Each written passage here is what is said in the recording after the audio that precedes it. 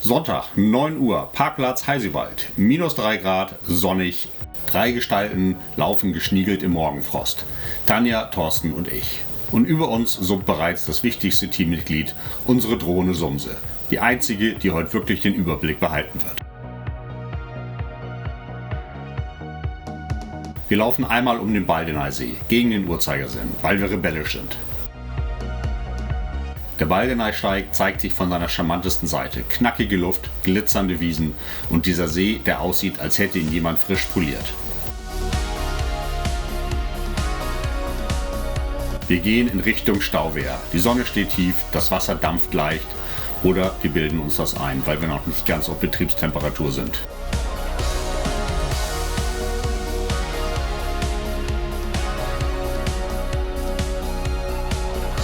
Ist dies das Ende unserer Expedition? Wir kommen nicht weiter. Wir befinden uns links, wo der Pfeil ist und müssen unten am Ufer entlang rechts und dann obenrum wieder zurück.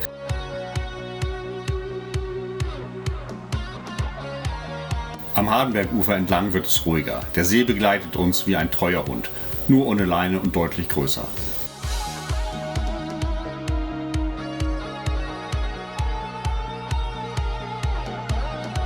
Sumse steigt auf.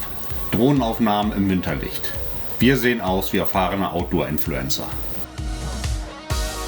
Alte Bergbauhügel, Relikte aus einer industriellen Vergangenheit. Hier hat das Ruhrgebiet früher Malocha-Geschichte geschrieben. Heute schreiben wir Wanderstatistik. Bevor man losläuft, sollte man wissen, der Baldeneysee ist kein dekorativer Dorfteich. Er ist rund 7,8 Kilometer lang und an manchen Stellen bis zu 350 Meter breit. Das klingt erstmal technisch. Übersetzt heißt das, wenn man einmal drumherum gelaufen ist, weiß man abends, dass man drumherum gelaufen ist. Thorsten behauptet, das sei nur eine kleine Erhebung. Meine Waden nennen es anders.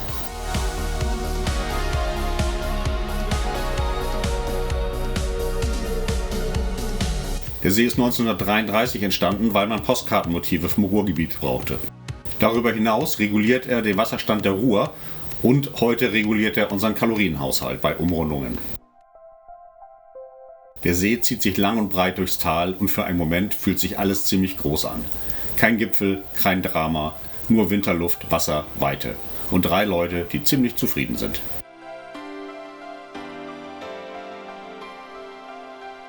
Wir passieren die Kammannbrücke, elegant, nüchtern und nur minimal fantasievoll. Heute ist Karnevalssonntag. Schrill bunt mit viel Kamelle und Konfetti. Keine Sorge, davon zeige ich euch nichts.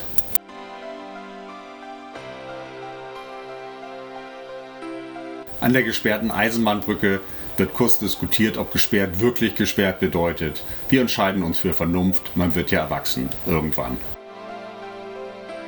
Wir betreten das Naturschutzgebiet Heisinger Bogen. Dutzende Kormorane thronen auf den Bäumen.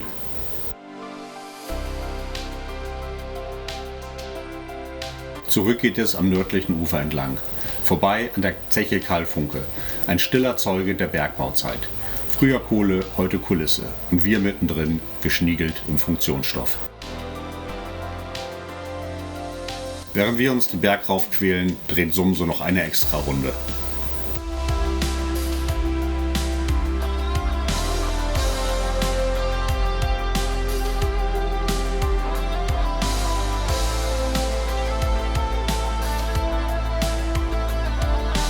Nicht Himalaya. Die Korte-Klippe liefert Aussicht, aber für das Ruhrgebiet definitiv Premiumklasse.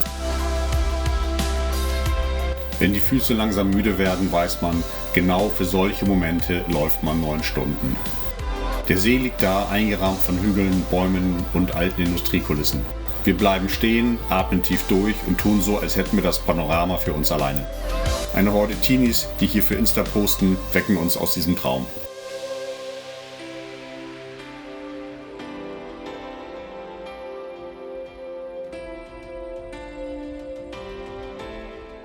Dann die Burgruine Isenburg. Ein bisschen Mittelalter, ein bisschen Mystik, ein bisschen, warum bauen wir heute sowas nicht mehr?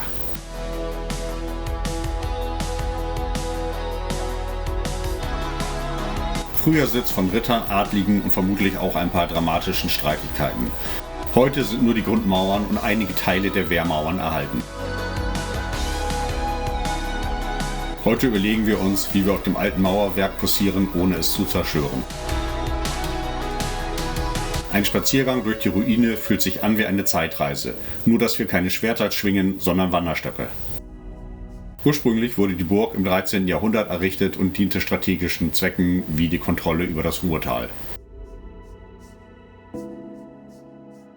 Inzwischen befinden wir uns auf der nordöstlichen Ecke des Baldener-Steigs und fragen uns immer, warum muss man alle Schilder beschmieren.